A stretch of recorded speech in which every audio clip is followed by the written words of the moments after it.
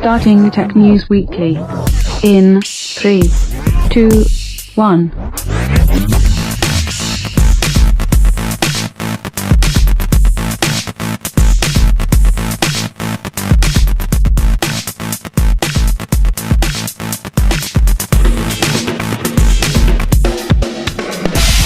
Hey everybody, welcome to Tech News Weekly. I'm your host, Andrew Zarian. Of course, I'm joined by John Bub. How you doing, John?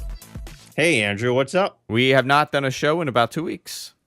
No, it's been that summer slow news time again, so there really hasn't been a lot interesting going on. But everybody's going back to school now, so all the news is picking up again. So It's amazing it'll be a how fun show. It's amazing how everything comes back at the same time. Like everybody is back. Everybody's all the stories are coming out now. Everything is leaking for September, but there's like a 3-week gap in August. Yeah. Where there's nothing. I mean, nobody's in town. Everybody's gone. And we go through this every single year. It's insane. Talk about insane. I think I should talk about what I did this week. I pretty much have ruined my MacBook Pro. I spilt beer all over the MacBook. I mean, literally just told you how many times do not bring beer into bed. I know. It's a problem. Well, what I actually did, I came upstairs and there was a piece of chocolate next to my bed and on the nightstand. And my dog went up What a slob. I know. My dog went up to get a piece. And I guess I moved frantically and I was like, no, don't do that. And I knocked. You want to kill your own dog? I knocked the beer over all over the laptop. I've tried to fix this thing. So I dried it out. I took everything apart. I got a new keyboard today, and it's partially working on the new keyboard. Some keys don't work. Some keys work. So I don't know if that's because of the problem that I had, or maybe my ribbon cable's not fully in. Or the other thing I'm thinking is maybe it's not a compatible keyboard because it looks a little different, the keyboard. I don't know, man. I think you're gonna have to get a new computer. Do you honestly think that? Yeah. I don't know much about. Like I opened this entire thing up and I'm able to fix it, but I don't know what kind of damage it's partially it does. working. You said so. To me, that tells me that it's if it was just a ribbon cable, even partially out, it shouldn't be working. If it was a ribbon cable, it wouldn't work. Whatever that you're using for the connector, if it's not connected correctly, you shouldn't be getting anything. I shouldn't be getting anything. That's what I thought too. This is my old keyboard. Here it is. And when I look at the keys, so I'm looking at like Escape, F1, F2, F3, F4, the buttons are different on the top. And the way that Apple does it, they change some of these keys every now and then to mean something else. And I don't know if it's because this is a third-party keyboard or it could just be for an older model or a newer model. And it's just not able to work properly. Yeah, you're also dealing with the Apple way of things. So, yeah, I mean, it could just be that this is a different keyboard and it's just not working properly. I mean, it's working, but not properly. It's not functioning totally correctly. So yeah. I still have to do some homework on this. If anybody in our audience knows a little bit about this, if they've ever had to replace the keyboard, I didn't go based on the serial number. I just Amazon searched it frantically to find 13-inch MacBook Pro keyboard, and that's what I ordered. It was like $34. So I may have better luck going based on. Could be a crappy Chinese knockoff that just doesn't work. That could be correctly it too. To begin with. Yeah, that could be it too. But I don't think I damaged the logic board, because if I did, I wouldn't be getting anything. Right. And me getting something, so I didn't short out the logic board. I think it's probably either the keyboard that I got. Just smash the whole thing. And you know what? Why don't we do that, John? Why don't we put out a thing where if you buy me a new laptop, I will smash this to smithereens. Live on What the Tech. Live on What the Tech.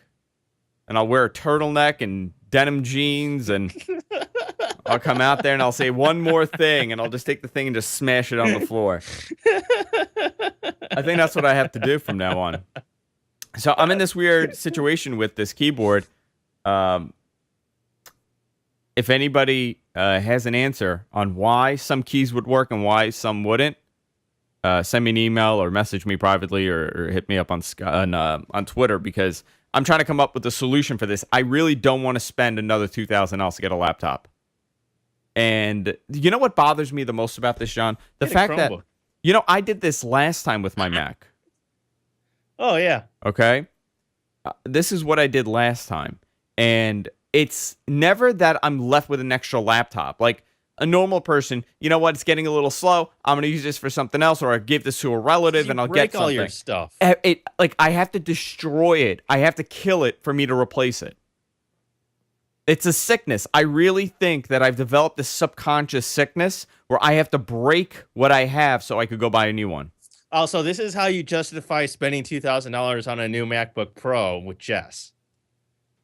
You know what's funny, John? I like nice stuff, but I don't spend money just for the sake of spending the money. You know what I mean? Like if I'm buying something, I got a new TV, for example. I gave my TV to my younger brother. Like I think it's silly to like replace it because he needed a TV and I got one. So I don't go and waste the money, but I have my TV for 10 years and I hang on to that. I know people that buy a laptop, buy a MacBook Pro every 2 years or 3 years. If you did that with a Chromebook, you'd be saving so much money.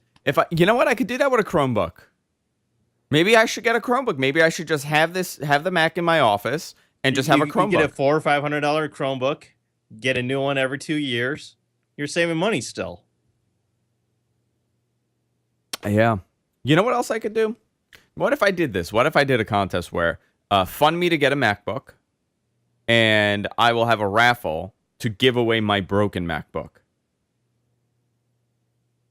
Maybe I could do something like that.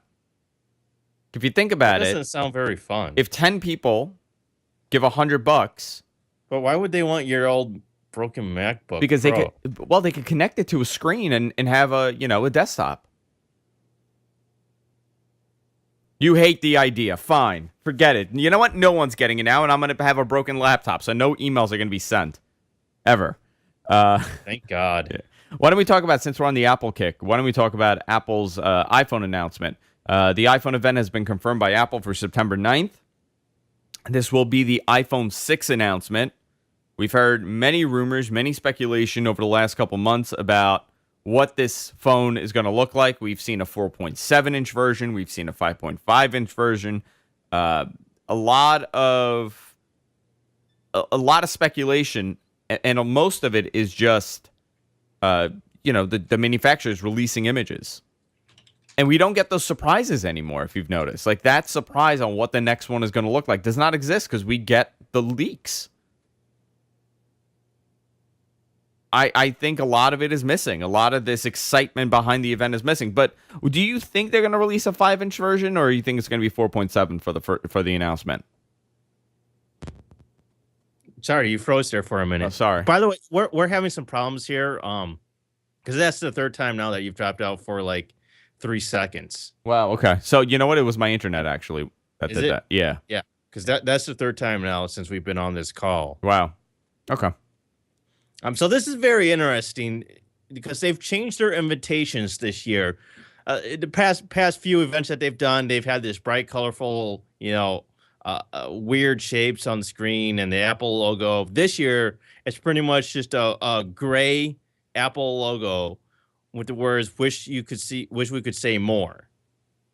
Whether that means that there's going to be like one more thing this year, or if it's just that they're going with a larger iPhone, we don't know. But what if it was the "wish we could say more" aspect was a teaser to a wearable? It could be, because we've had a lot of rumors for the past 2 years now for an Apple iWatch. I mean, the supply chain information was coming out this week, and it was saying how this device will not be ready till 2015, mid 2015, if there is a device. So, like what they did with the Mac Pro, where they showed rendering and they showed a demo of it, and they said, okay, this is all we're going to give you right now, and you'll get it when you get it in a year. Yeah, well, so you'll see more in a year. I hated that. That was awful. That was not Apple-ish at all.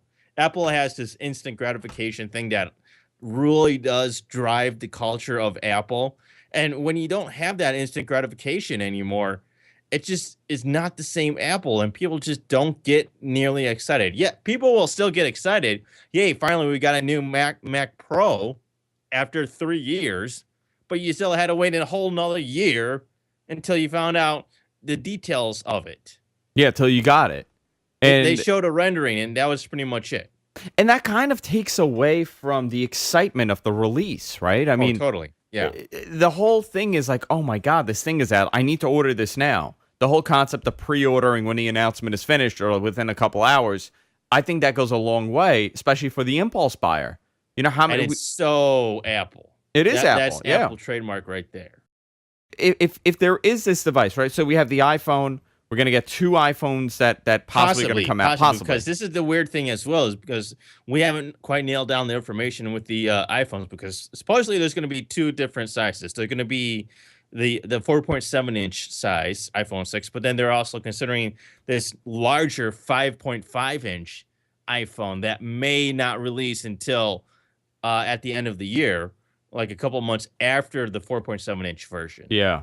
What would you rather have? I mean, you have an iPhone right now, and you have you have a 5S, but would you rather get the 4.7, or would you wait for the 5.5 and get the 5.5? That's a tough call, because I'm one of those guys that really likes to comparison shop. And when it comes to stuff like this, I really like to see it in person. And especially with phones, until I try that out in my own hand, I'm really not going to be able to make a decision. I'm going to need to have both of these side by side in order to make a decision whether I want 4.7-inch or 5.5. Yeah, because for me, 5.5 always seemed a little too big for a phone. And It might be. a little too big. And I got that OnePlus One, and it's a 5.5-inch phone, and the thing is phenomenal. Yeah. I mean, it's just great. So I do think that the current size, the 4-point-inch screen size that Apple has now on the iPhone, is still small, especially considering that there's just so many Android devices out there that have a larger screen. If you're not at least 4.5 inches, it's just, I don't know why you want it. and they hung on to that for so long. Yeah, and so much of it is consuming media. We want a bigger device. I mean, I can understand maybe they want to keep it small so that it separates their lines more between, the iPhone, the iPad, and their MacBook Pros. Yeah, sure. I mean, I can understand that point, but at the same time, I think they still need to fulfill a larger screen iPhone. I mean, the other than just rumor, 4 inches. the other rumor that started out around the beginning of the summer was that Apple was going to release a 12-inch version of the MacBook Pro. And that baffled me, to be honest, because why would they go smaller on their Pro line, right? The MacBook Pro is a Pro line. So why would they go with a smaller screen? My feeling was that they were going to go either larger for the entry-level MacBook Air, or they were going to have a 12-inch, a Pro version of the iPad. I don't know who's going to buy a 12-inch iPad. That's a little big. And to me, that's for them to compete with the Surface and devices like that. Yeah, possibly.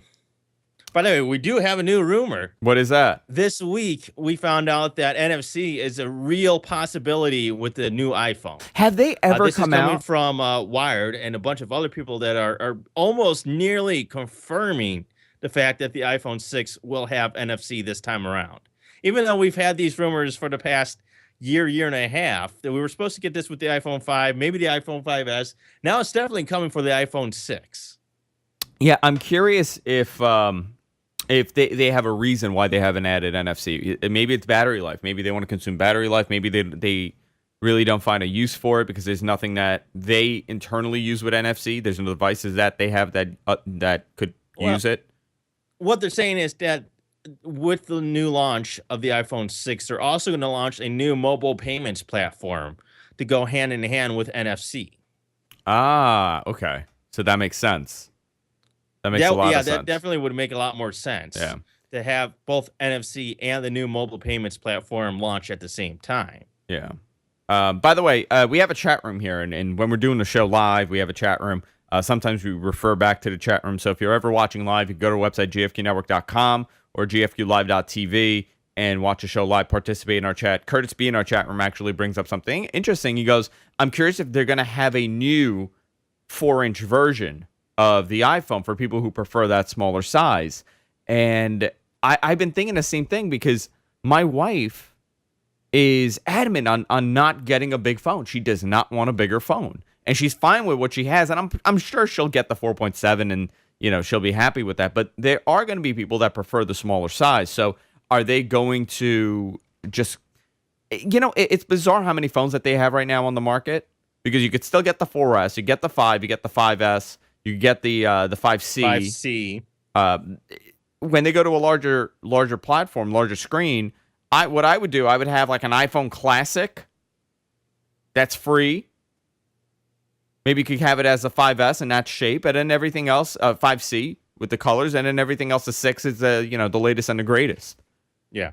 I think at most you really only need 2 different lines.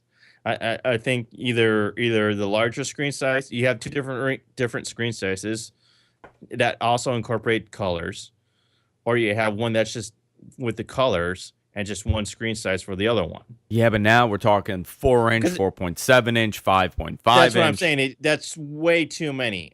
Steve Jobs would never agree to something like that. That's just way too many phones out on the market. That's way too many choices for Apple. I mean, Apple has always been about having just a few choices, and that just makes things so much more simpler. Yeah, but you know where the problem lies? The problem lies about market perception. And when you have Google and putting it, there's thousands of Android phones on the market, and Android is taking majority of the marketplace right now when it comes to mobile devices.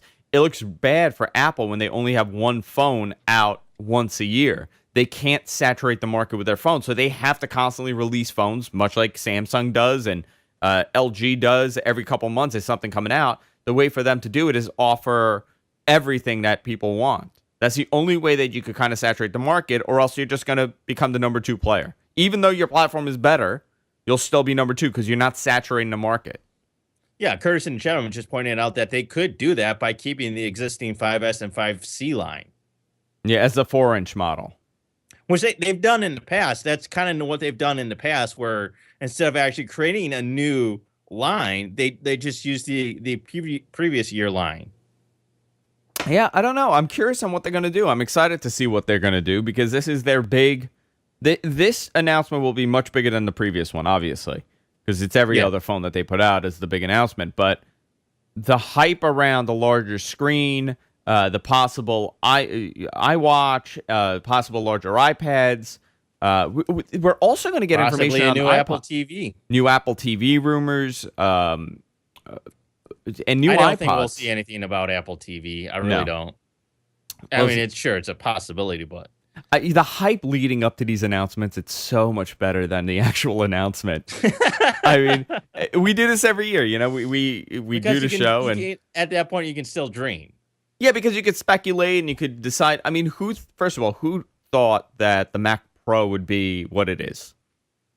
Right? Yeah. I mean, that was the speculation was. A modular interface and it's easier. And I was actually thinking, well, since you can't change anything, it'll be cheaper. But the reality is it's more expensive than the previous one, and you can't change anything on this thing.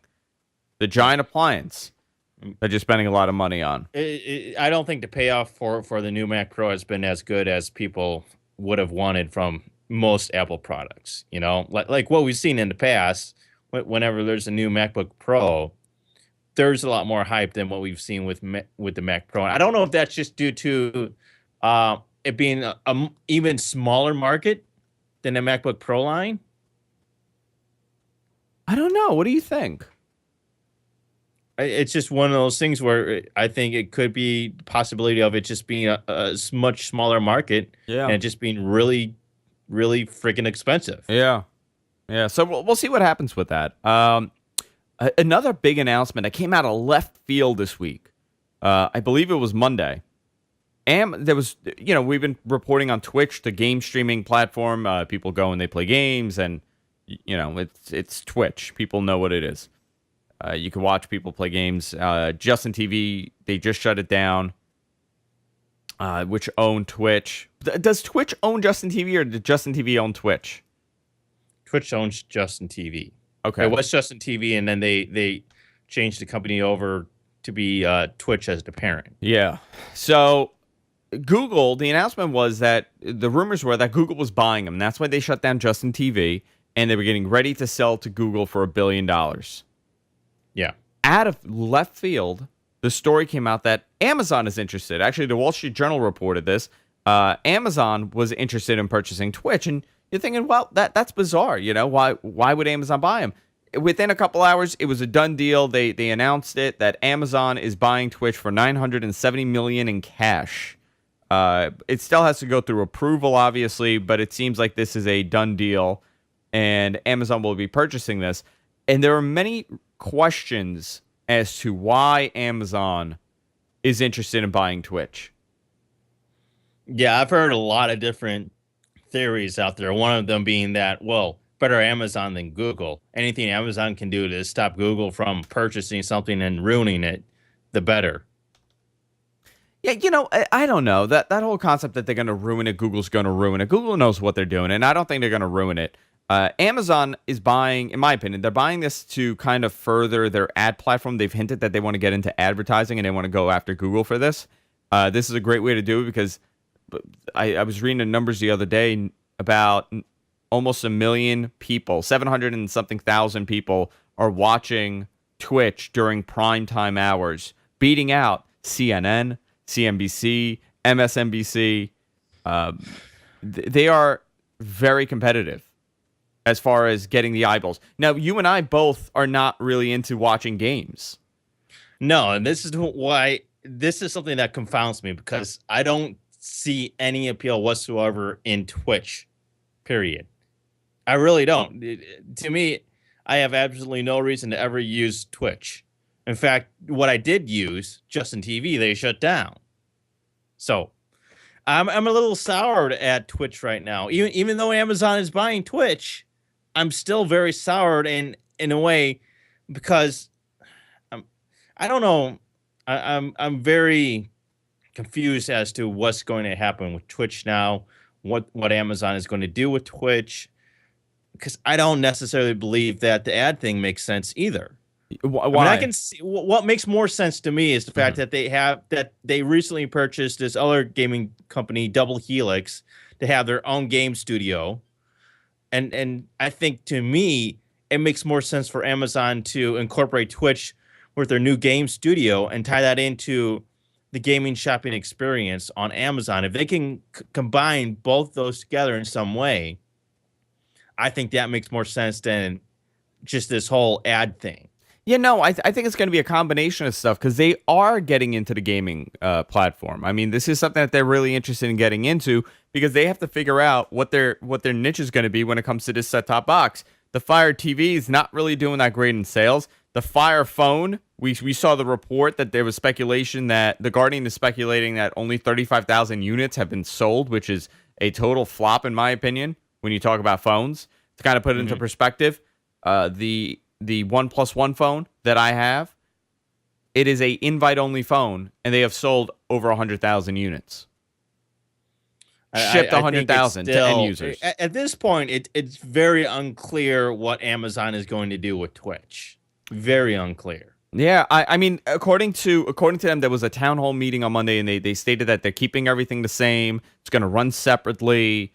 They're not going to shake stuff up. They're not going to shut it down. So a lot of the concerns that people had as far as how is this going to change Twitch, what's going to happen in the long run, they kind of put a lot of that to rest, and they pretty much said, well, listen, we're not going to mess anything up for you guys. It's going to be... That's what they all say. Well, they all say that, and then 2 months, 3 months, 4 months later, oh yeah, we're shutting this down and incorporating it into our existing stuff.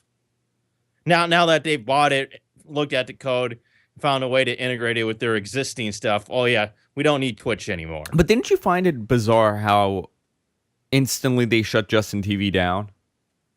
Yeah, I mean, it wasn't like, hey, we're shutting down. The fact that we had basically 2 months of rumors that Google was buying Twitch, and then literally it turns out to be Amazon.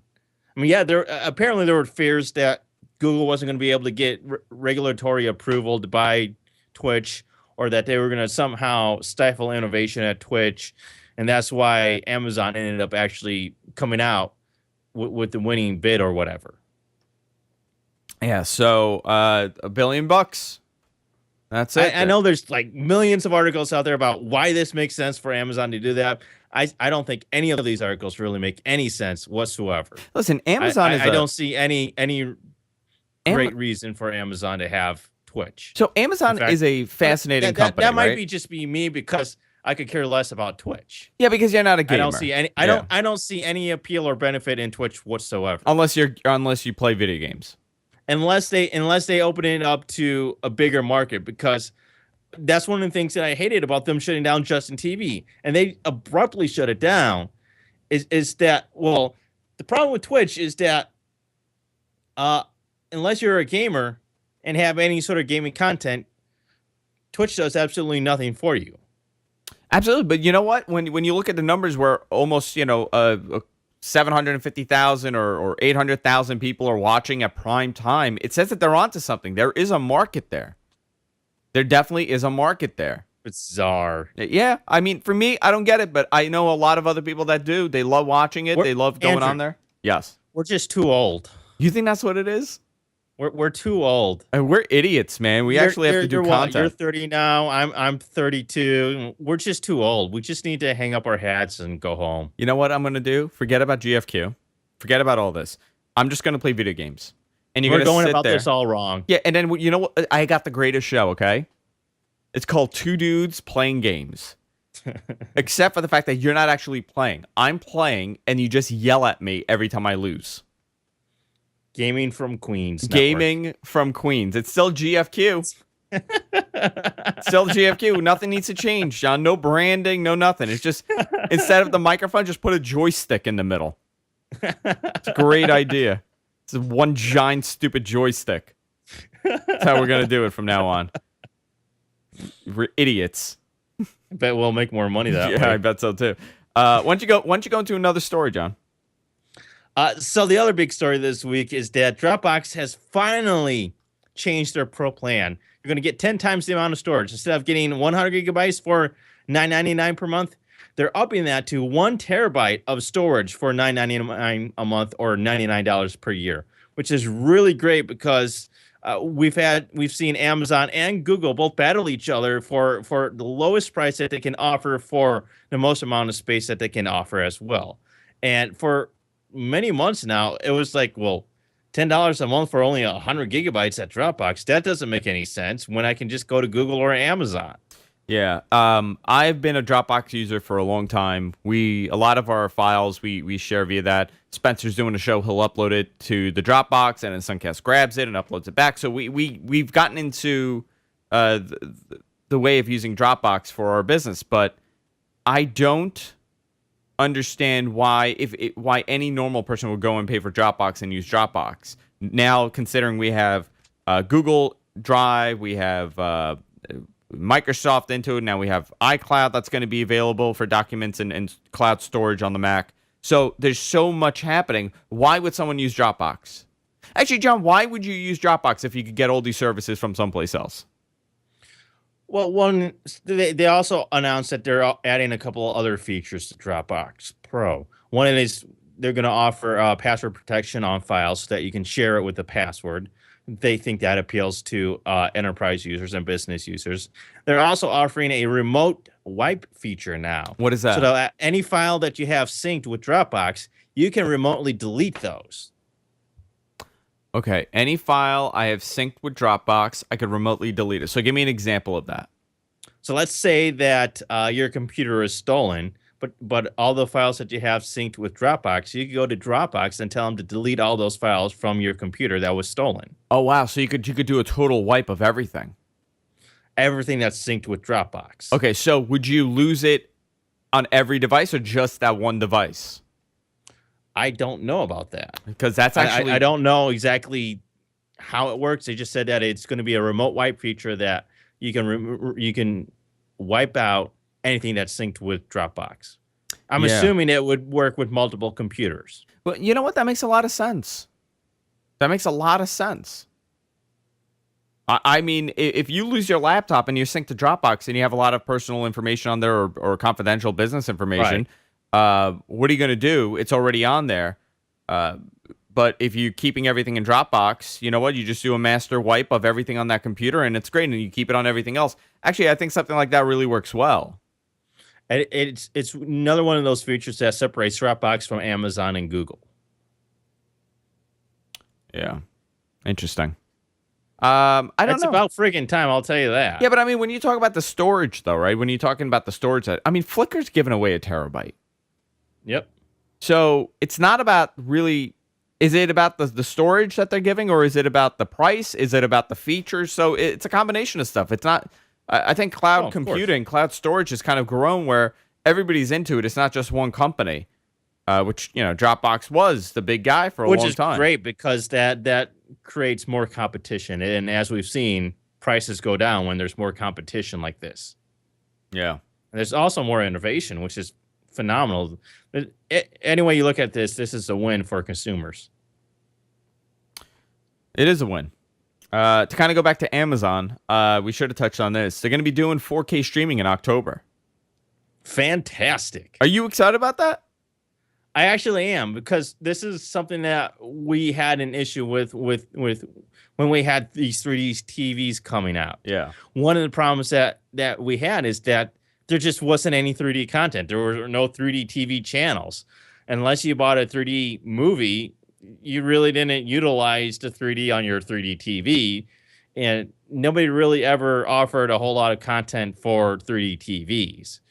And this is something that will definitely help 4K TVs, with these Ultra HD TVs.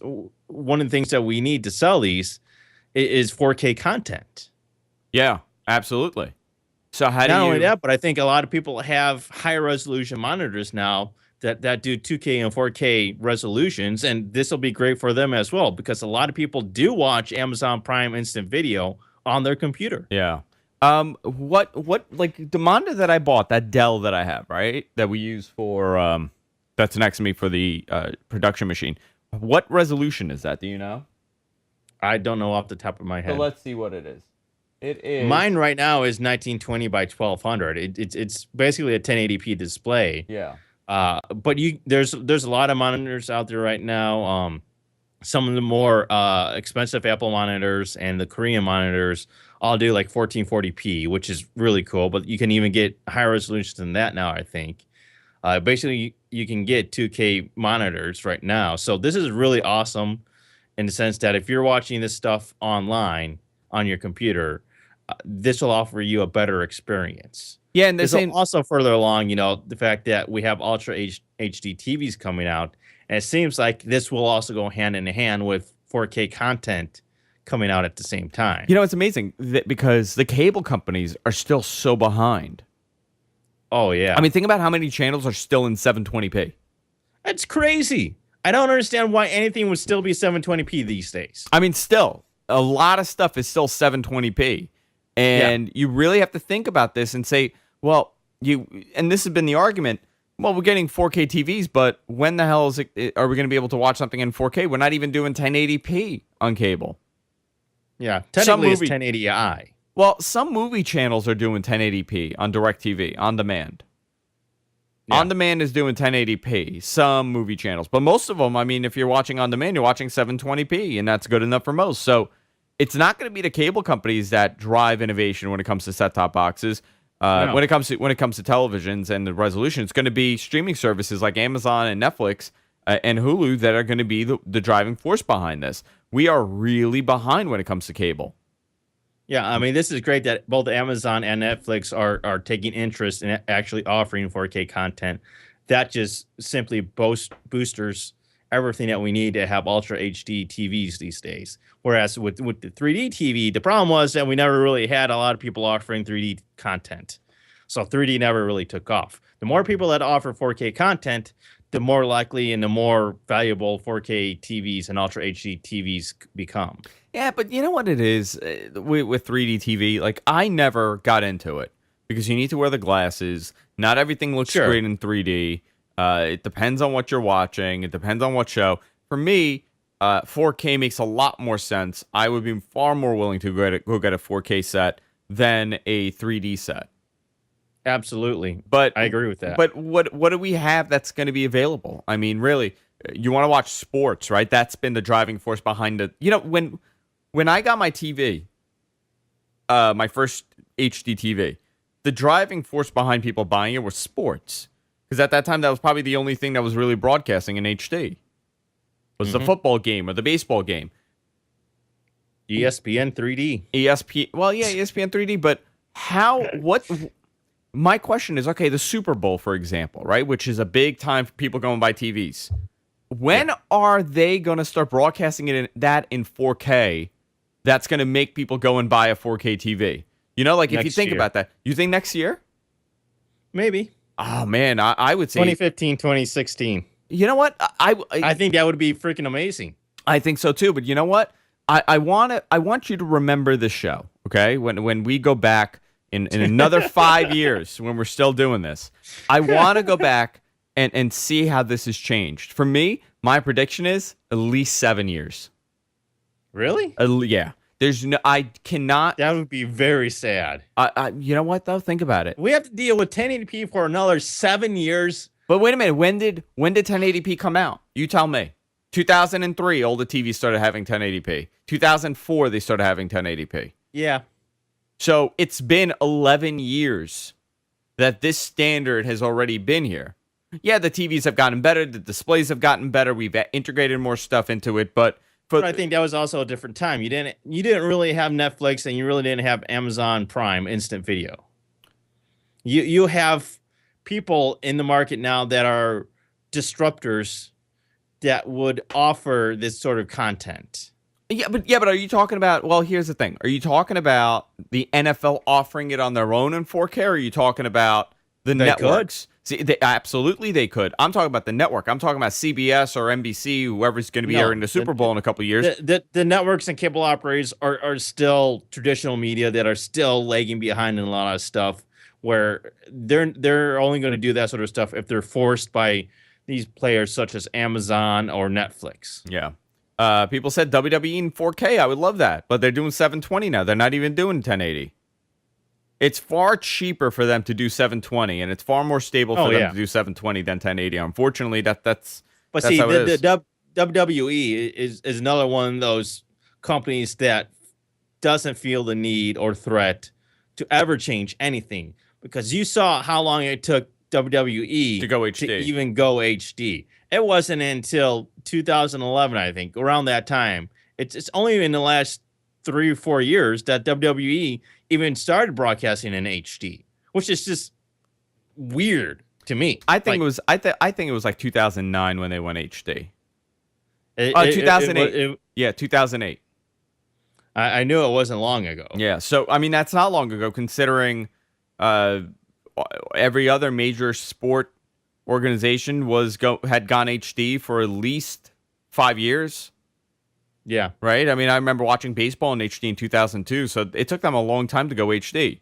But their problem was that and they're not a company that doesn't have the money to do this. Yeah. They honestly have the money to do that. Well, they also had the problem where they were kind of scared that it would expose a lot of the stuff that they do if they went HD. And for a while, when they initially went HD, they had to learn how to redo all the shots because it was so much clearer and there was so much showing. The other problem was when they upped the resolution, they also did something with the audio, and you could hear them calling the moves in the ring. Yeah. For like a month, you could just hear everything that was happening in the ring. So it's interesting. I think it's more of a it's learning how to kind of use the hardware along with what you're doing. But 4K, I'm all for it. I think it's going to be great. But how long is that going to be the standard? And then we got 8K. I think that goes hand in hand where we saw 720p and 1080p. I think it's going to be a similar path. Yeah. I'm curious because if I go and buy a 4K TV now, in 3 years, is it going to be obsolete because 8K came out? Because that's what happened with 720. I don't think so. You know, there are still people buying think 720 TVs. They still make them, yeah. Yeah. which is insane to me. I'm looking right now about on TV prices, and you could still buy a 720 TV from pretty much everywhere. It's not really going to cost you any more to do a 1080p. No, same thing now. John, why don't you go into another story?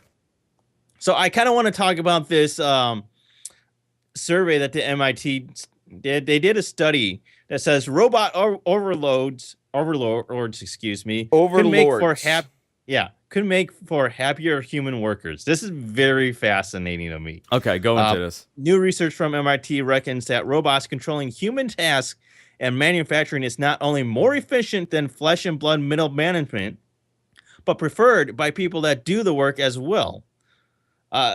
According to one of the researchers, they say that we discovered that the answer is to actually give machines more autonomy if it helps people to work together more fluently with robot teammates. This is the way it works. The study was composed of groups of 2 humans and 1 robot, working in 3 test conditions. One test condition had all tasks allocated by a human, another where all tasks were allocated by the robot, and the final scenario had 1 human allocating tasks to themselves, while the robot allocated tasks to the other meat sack.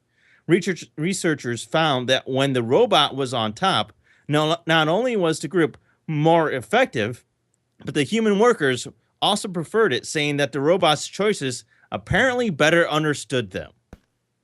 So, pretty much, we are okay with taking orders from a robot, but not a human being. Yeah. Oh my god, that's pretty much what it's saying. That we're okay if a computer tells us because there's no emotion behind it. We would rather interact with robots than our coworkers. To me, Yeah, that's exactly what it is. Because forget you, Andrew. I'd rather deal with the robot. I think you're better off. Please replace yourself with a robot. I think I've been dealing with a robot for the last 4 years. That's how I feel. But you know what? That makes a lot of sense, and it shows something about the human emotion where we have a difficult time taking orders from people, but we have no problem with computer telling us because the computer has no emotion behind it. There's no spite behind it. There's no anger behind it. Nothing. It's just giving you what you're supposed to do. So, in that sense, yeah, like it's not like, oh, you know what? The computer's punishing me because he saw me out with his ex-girlfriend or something, you know, like that doesn't exist. So, yeah, I mean, it makes sense that we're better off taking orders from computers, and we're fine with that. Hey, you know me, I don't like interacting with people. I generally don't like people to begin with, so I'm all for this. Yeah, I mean, you're I find fine. it fascinating, but I'm all for it. What are you gonna do? You can't fight with it. Just tell me what you need done. I'll do it, and that's it. Yeah, but you can't I argue don't with the need to have to computer. Well, I don't necessarily have to argue with it. Yeah, but what are you gonna do? Like, it's just telling you. You can't say no. You could. I mean, what are you gonna say? No, I'm not gonna do this. But then again, the test scenario that they're using is task and manufacturing. Yeah. So this is stuff that's generally repetitive. It's got a clear outline of A, B, C, and D. This is how you do things. That's how you need to do it. And you know, you don't necessarily need another human telling you that you need to do this. Yeah, that is cool. That's an interesting article from MIT. It's fascinating. Yeah, really interesting. Hey, John, why don't we go into picks of the week? Okay. This is a part of the show where we pick a tech product, a website, anything that we like that week, and we talk about it. If you have a pick of the week, send us your pick our way, guysfromqueens@gmail.com. John, what is your pick this week? My pick of the week is a podcast. It's called Voices of Defiance. There's a TV show on Sci-Fi called Defiance. Really freaking cool. They just had their season finale yesterday. So you can still catch the last podcast that they're going to do. I believe it comes out Sunday or Monday. They're going to record it.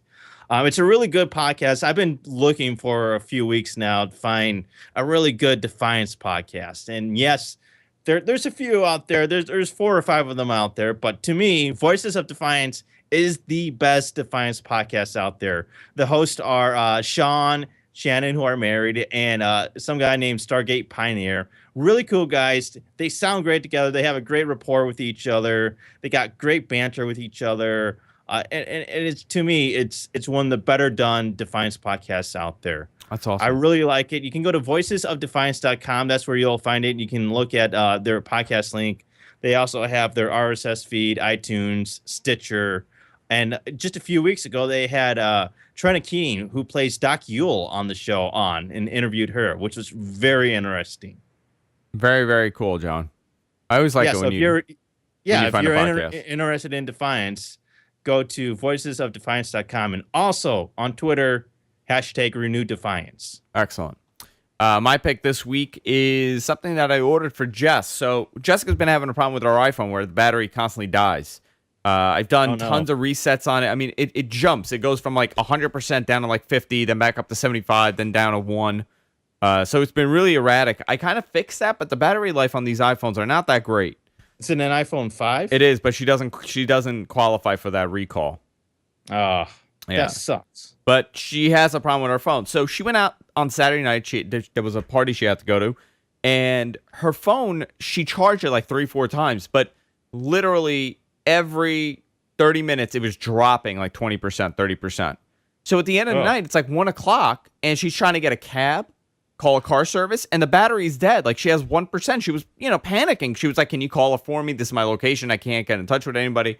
So I instantly at that moment, I said, we have to figure something. Either we need to get her a new phone or we need to come up with a solution. And I ordered her the Jackery Bar Premium Battery Pack. Now, it's 6,000 milliamp. It's not one of the bigger ones. You could get they have different versions of this. So they have the larger one. I think they have a 12,000 milliamp one. So it's a portable charger. And the reason why I got the smaller one for her is that she could actually take this around and put it in her purse, and it's not going to be too big. 6,000 milliamp, so you get a couple charges out of this. On the iPhone, how big is the iPhone battery, John? It's not that big. No, I think it's only like 1,100 or something like that. I was going to say about 2,000. Is it? I don't know. I mean, I know it's not very big, which hopefully in the iPhone 6 they have a they're going to go battery. bigger. So I don't know the exact size. Maybe it's like 2,500, 2,400, whatever it is. But because it's not that big of a battery, you get multiple charges if you have an iPhone. She's been using this thing. She actually started using it instead of using the charger, like the wall charger, because she walks around with the phone. So she'll plug it in. She's talking on it. And it's actually charging while she's talking. It's super fast to charge, which is great. It's able to instantly, within like 30 minutes, just shoot up. This is actually a really, really good device. It was $30 also. That's pretty cheap for these devices. Original list is $89. It's $29 now on Amazon. That's where I got it from. You could use our Amazon link if you want to buy this. But I really recommend, if you are going out and you know you're going to be out all day, this is a type of device to have. You could get even a smaller one if you want. They have like 3,000 milliamp ones that are just enough to get you through the day if you have a battery problem. I think this is great. Something like this. So that's my pick of the week. That was mine. I think everybody should have one of those. Do you? Yeah, I'm actually thinking about, because I could use hers, but I'm thinking about getting one for myself too, because when I go in the city, I don't know what it is. I think it might have to do with the GPS, because I'm constantly moving, so it's constantly pinging. It will kill my battery.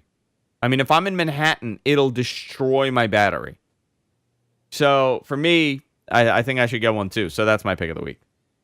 Awesome. Good. You finally had a good pick of the week. Yeah, see, that's what I want. That's what I want. I approve.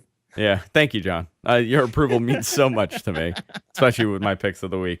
Go to our website, gfqnetwork.com. You can subscribe to our show there. We're everywhere podcasts are available. You can subscribe on those platforms as well. Why don't you give a couple plugs, John? What do we have going on? What are we doing? Well, you know what? They just announced the iPhone event for September 9th. We're actually going to have some coverage that day. I think we're going to start at about 1 or 1:30 that afternoon. Probably a little before 1. Okay. Yeah, so definitely mark that on your calendar. So we're going to do Apple Live coverage September 9th, which I believe is Tuesday? Yeah, that's a Tuesday. Yes. And then you can also check me out on Twitter at Suncast, and Andrew Zarian is also on Twitter at Andrew Zarian. Also, if you want to support us, you want to help us out, you can fund our Patreon campaign for What the Tech, but obviously it helps us out here too. Go to patreon.com/whatthetech. Give $1, 50 cents, whatever you want to give, because I need to get a new laptop apparently. Not good. All right, guys. We'll see y'all next week on What the Tech. Good night. What the tech? Tech News Weekly. Good night.